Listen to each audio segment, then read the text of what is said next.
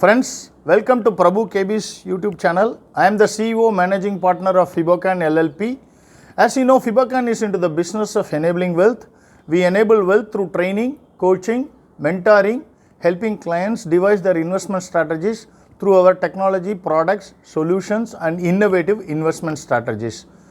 Today, November 21, 2021, Sunday, in this video, we will be discussing how the global markets performed and what will happen in the next week. Normally in all our videos, what we will be discussing is what happened, why it happened, what is going to happen, why it is going to happen. That's how we will structure our program in all the videos.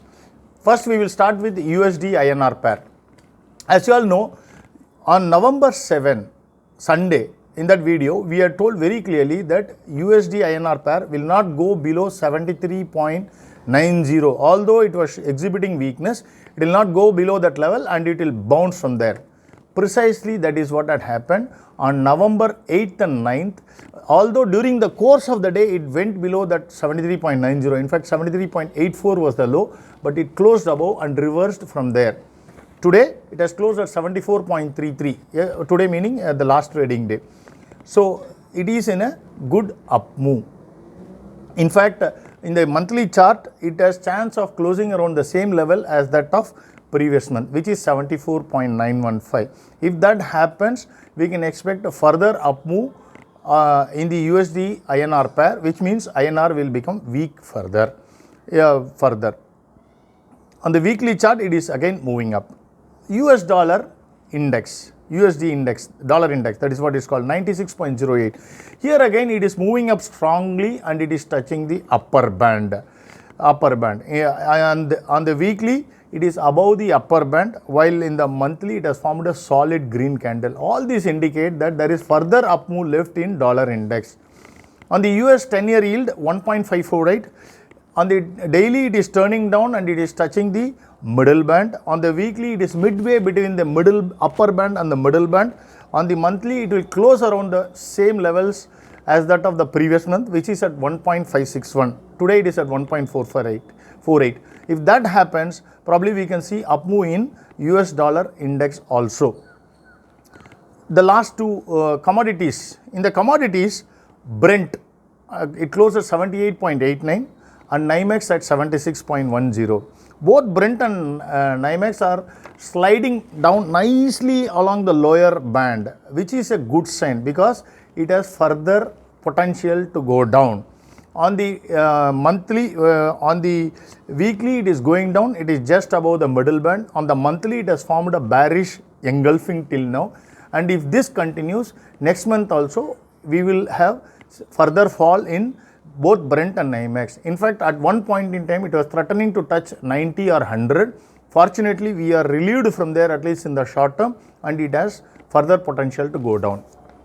On the global stock markets now, Dow, Nasdaq, Dow closed at 35,602 and FTSE, that is UK index, it closed at 7223.57.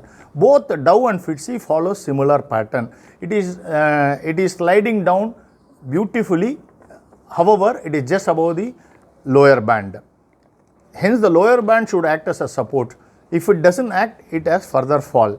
On the weekly, in the case of Dow, it is below the exponential but above the middle band, whereas in the case of FTSE, it is above both exponential moving average and middle band.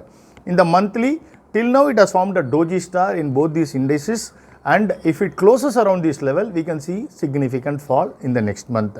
Many people will come and say, X speaking to Y, or US President doing this, or China doing this, that's why market going down. All these things are factors attributed to the fall, but the fall is really due to technical levels. Stocks or commodities or currency doesn't move on fundamentals, it moves on the perception of fundamentals. We want to reiterate once again. Now going to Nasdaq, this is slightly looking better. In fact, this is the better of all the lots.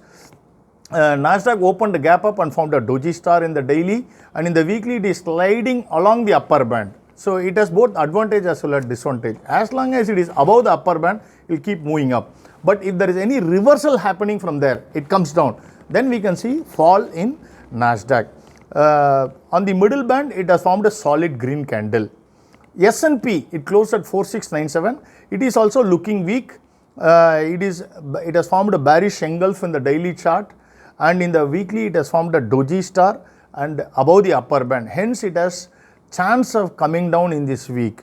So, though it has formed a solid green candle in the monthly chart, because it might come down in the coming week, it has chance of forming a shooting star like Dow and FTSE. If that happens, we can see further fall in S&P also. Hence, S&P, Dow and FTSE are one category. S&P is in between Nasdaq. Nasdaq looks better of the lot. So, with this we conclude this video. Thank you for subscribing and watching to my video, and please subscribe if you are not already done, and click the bell icon so that you will receive notification. Lastly, the objective of this video is only for training and educational purpose. Please discuss with your investment advisor before making any investment decision. Thank you very much.